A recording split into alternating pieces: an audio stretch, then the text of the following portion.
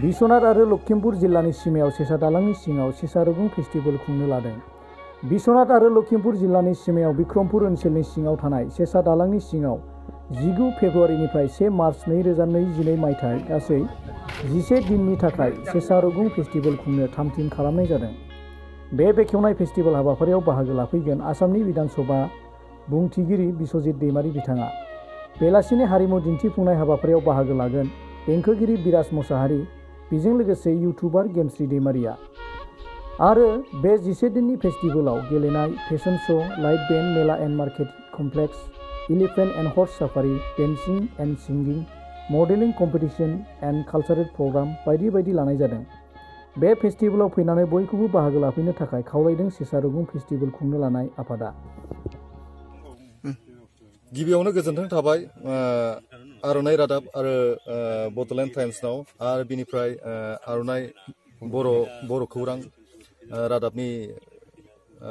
Reporter नोंथांमोननिसिम आरो नोंथांमोननि थ्रुयैनो जों बेखौनो फोसावनो नाजादों जे जोंनाव बेवहाय 19 फेब्रुवारिनिफ्राय 1 मार्चसिम 11 डेज प्रग्राम 11 दिन हाबाफारि लानानै जों मोनसे सेसा रुगुं फेस्टिभेल खुंनो आखायाव लानाय जादों। आरो बे सेसा रुगुं फेस्टिभेलखौ जों गाजा गोमजायै खुंनो थाखाय आखायाव लानाय जादों। बेखायनो आसामनि आरो अरुणाचलनि बयबो मोनफ्रोमबो जाथि राव धोरोम माने खुनु बिभेद लायालासिनो बयखौबो बाहागो लाफैनो बे नोंथांमोननि थ्रुयैनो जों खावलायहरबाय। नोंथांमोनखौ बेवहाय 11 दिन जिथु प्रग्राम बे प्रग्रामखौ कालारफुलि साक्सेसफुल खालामनो नोंथांमोननि अननाय आरो सहाय सहयोग नांगौ आरो बेवहाय नोंथांमोनखौ बाहागो लाफैनानै रंजाफैनो गुरैनो खावलायहरबाय। आरो बेवहायनो जों खोन्थानांगोन जोंनाव बेवहाय जों 11 डेजआव 11टा जों सेमिनार लादों, 11टा जों सेमिनार लादों आरो सेमिनाराव जों भेराइटिस टाइपनि सेमिनार लानाय जादों। बे सेमिनारफ्रा जाबाय जोङो बे ओनसोलनि डेभेलपमेन्टनि थाखाय साहा गायनायनिफ्राय लानानै फिगारि स्किमनिफ्राय लानानै दाकारि स्किमनिफ्राय लानानै बा हयथ' बेबायदिनो जोङो जोंनि इयुथफ्रा थांनानै थानो हानायनि सायाव बेस खालामनानै जोंनि जिथु माने राहाफोर दङ बे राहाफोरनि सायाव जोङो सेमिनारफोरखौ लादों। सानफ्रोमबो मोनफा मोनफा साहा दिना प्रथम दिनखालि साहानि, नेक्स्ट दिनाव जोङो फिगारिनि सायाव, नेक्स्ट दिनाव फिसारिनि सायाव, नेक्स्ट दिनाव जोङो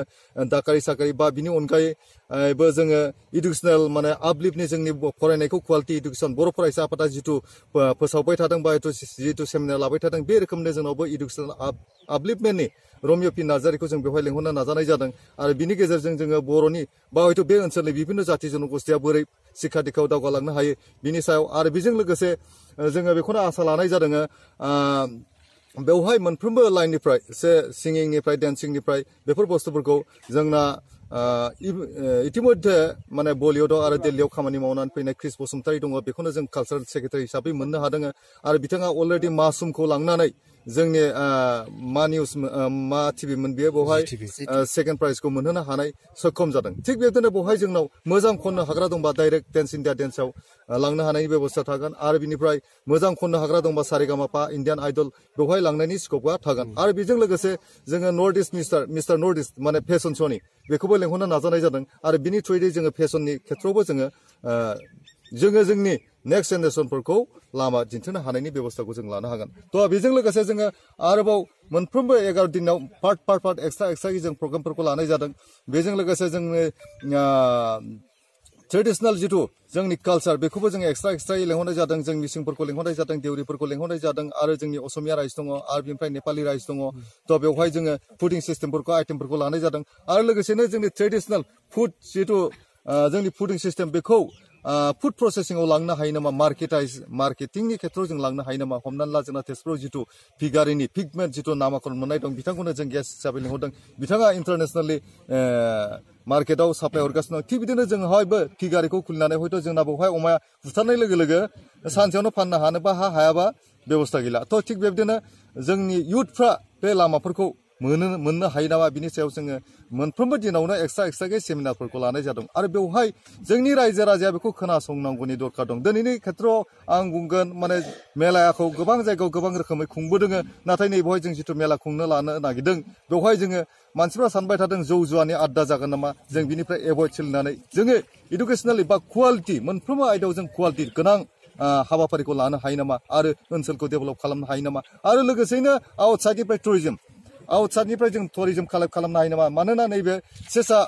ब्रिजआव ओरैबायदि मोनसे मुहिनी दङ जाय मुहिनिखौ लानानै बेवहाय सानफ्रोमबो 10टानिफ्राय 11टा 15टा 20टा पिकनिक पार्टिया फैनानै बेवहाय पिकनिक जाफैबाय थायो बे पिकनिकखौ जों ट्रेन्सफर्म खालामनानै मोनसे फेस्टिभेलाव लांनो हायो नामा जाय फेस्टिभेला आदर्श गोनां सोद्रोम गोनां जाय फेस्टिभेला जोंखौ हयथ' मोनसे लामा होगोन बा जों बिभिन्न जाति जनगोष्ठीया खौसे थानानै जोङो दावगालांनायनि हाबाफारिखौ लानो हायो नामा बे प्रसेसखौ साननाय जादों आरो बे उद्देश्यआव विभिन्न जाति जनगोष्ठीखौ जोङो कमिटियाव लानाय जादों जोङो एज ए वाइसपिजों रायज्लायदों आसुजों रायज्लायदों नेपालि स्टुडेन्ट इउनियनजों रायज्लायदों देउरि स्टुडेन्ट इउनियनजों रायज्लायदं आरो मिसिंजों रायज्लायदों बिथांमोना क'पारेसनाव दंजोबो आरो जोङो लकेलिटिखौबो बयजोंबो रायज्लायदों आरो हयथ' दा बयबो क'पारेसनावनो दङ बेनिखायनो जोङो बे मेलाया गाजा गोमजायै जागोन आउटसाइडनि जथ' टुरिजम रायजो राजा नोंथांमोनखौ जोङो बेजों बिनि थ्रुयै नोंथांमोनखौ गुरै खावलायहरबाय फै जोङो लोगोसेनो जयैनो जोङो ओनसोलखौ दानि रायजोखौ दानि जिल्लाखौ दानि मोनफ्रोमबो हारिखौ दानि जोङो सोद्रोम गुबुन हादोरनि माने सोद्रोम जातिफोरजों जों समानै इकुवेलि दावगालांनायनि बेबस्थाखौ लानि थ' बेखौनो आं बिनि गेजेरजों চেঁচা ফেষ্টিভেল চেঁচা লুগুং ফেষ্টিভেল অনুষ্ঠিত কৰাৰ প্ৰয়াস কৰিছোঁ এয়া আমাৰ এক নতুন নৱতম প্ৰয়াস যিহেতু আমি উত্তৰাঞ্চলৰ উন্নয়নৰ কাৰণে স্বাৰ্থ বিভিন্ন জাতি জনগোষ্ঠীৰ সমন্বয়ৰ ক্ষেত্ৰ হিচাপে এই চেঁচা নদীৰ এক অৰিহণা আছে পাহাৰৰ পৰা নামি অহা যি চেঁচা নদীৰ পানীৰে আমাৰ এই উত্তৰাঞ্চলত এক সাংস্কৃতিক বাৰ্তা এক সমন্বয়ৰ বাৰ্তা কঢ়িয়াই আনিছে এক সুন্দৰতম প্ৰাকৃতিক দৃশ্যৰ ইয়াত আভাস আমি পাইছোঁ সেয়েহে আমি এই প্ৰথমবাৰৰ বাবে চেঁচা লুগুং ফেষ্টিভেল হিচাপে 2022 চনৰ ফেব্ৰুৱাৰী মাহৰ 19 তাৰিখৰ পৰা অনুষ্ঠিত কৰিব লগা যি বিভিন্ন সাংস্কৃতিক পৰিক্ৰমাৰ লগতে বিভিন্ন জনজাতীয় খাদ্যাভাস তেওঁলোকৰ যি সাজপাৰ সাংস্কৃতিক আদান প্ৰদান কালচাৰেল যি এক্সচেঞ্জৰ ব্যৱস্থা কৰা হৈছে তাৰ বাবে আমি যি উদ্যোক্তা কমি এই আয়োজন কৰিছে এই আয়োজনৰ জৰিয়তে যাতে আমি শুভবাৰ্তা প্ৰেৰণ কৰিব পাৰোঁ যিহেতু আমি কৰোণা কালত বিভিন্ন ধৰণৰ সমস্যাৰ আদিত আমি বহুতো অনুষ্ঠানৰ পৰা বিৰত থাকিবলগীয়া হৈছিল সেয়েহে আমি এই নতুন যি সংযোজন চেঁচা নৈৰ ওপৰত যি চেঁচা লুগুং ফেষ্টিভেলৰ আয়োজন কৰিছোঁ তাৰ জৰিয়তে যাতে সকলো জাতি জনগোষ্ঠীৰ সমন্বয় ঘটি এই অনুষ্ঠানটি সাফল্যমণ্ডিত কৰে সেয়া আমাৰ কাম্য তাৰ বাবে আমি সমূহ এই অঞ্চলবাসী ৰাইজৰ লগতে অসমবাসী ৰাইজৰ যি মহামাৰীৰ পৰা আঁতৰত থাকি বিভিন্ন ধৰণৰ যি চৰকাৰৰ নীতি নিৰ্দেশনা মানি চলি এই অনুষ্ঠানটি সাফল্যমণ্ডিত কৰিব বুলি আশাৰে বাট চাইছোঁ ধন্যবাদ गिबियावनो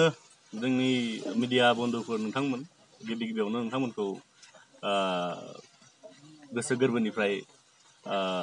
नमस्कारखौ बावग्रोबाय आरो बेजों लोगोसे दिनैनि जोंनि जि प्रेस कनफारेन्स जों लाखिदों बे प्रेस कनफारेन्सआनो जाबाय जों मोनसे प्रग्राम माबा खालामबाय दङ जिहेतु जोंनि प्रग्रामा 19 फेब्रुवारिनिफ्राय 1 मार्चसिम जागोन ओमफ्राय बे प्रग्रामानो जाबाय सेसा लुगुं फेस्टिभेल ओमफ्राय बेयाव जोङो उद्देश्य बिभिन्न धरननि उद्देश्य लानाय जादों ओमफ्राय फार्स्टआवनो जोंनि बे रायजो राजाफोरनि खाथि खालायाव थानाय बिसोरनि माबानि डेभेलपमेन्टनि थाखाय माखासे सेमिनार दङ बेयाव एडुकेशन बा हर्टिकालचार एग्रिकालचार ओमफ्राय बिभिन्न धरननि बेयाव मार्केट मेला ओमफ्राय लोगोसे जोंनि आर्टिस्ट बा सिंगार लाइभ बेन्ड बेफोरबो पारफरमेन्सबो जागोन बे एक्सप' थागोन ओमफ्राय लोगोसे मेला थागोन ओमफ्राय बेजों लोगोसे बिभिन्न धरननि कालचार बेयाव जोङो जोंनि हारिमु कालचारफोर थाजोबगोन ओमफ्राय बयखौबो जों खावलायो जे बेयाव 19 माने फेब्रुवारिनिफ्राय जिहेतु जोंनि प्रग्रामा स्टार्ट जागोन ओमफ्राय गासैबो फैनांगौ बे प्रग्रामाव ओमफ्राय जोंखौ हेफाजाब होलायनांगौ ओमफ्राय बारा फैनानै ओमफ्राय जिहेतु आर्टिस्टफोर फैखागोन नालाय बेयाव ओमफ्राय रंजाफैनांगौ आरो बेजों मोनसे जों बे आलुपारा ओमफ्राय सिमलुगुरि मिडिलाव मोनसे सेसा ब्रिज बिनि गेजेरावनो बिनि गाहायावनो बे प्रग्रामखौ लानाय जादों ओमफ्राय आं जाबाय कालचार आरो नोंथांमोना फैजेनबाय आंखौ मिथिखायो खोमा आं इभेन्ट्स आरो सेलिब्रिटि मेनेज खालामो केपि एन्टारटेनमेन्टआ बेयो आंनि कम्पानि बेयाव आं बिभिन्न धरनाव दिल्ली मुम्बाइ बा बाहेरायाव थानानै आं खामानिफोरखौ मावबोबाय ओमफ्राय बेयावबो दा गावनि आसाम स्टेटआव जेनेबा जों माखासे दा स्टार्ट खालामदों फिसायैनोबाबो जेनेबा बिनि यांस्टार्स बा फैबाय थानाय गथ'फोर टेलेन्टेड डान्सार सिंगार बिथांमोननि थाखायबो जोङो बेयाव कम्पिटिसन मोनसे लाखिनाय जादों ओमफ्राय पार्टिसिपेन्टसफोर मडेलिं श' फेशन श'बो दङ बेयाव बयबो फैनांगौ पार्टिसिपेट खालामफैनांगौ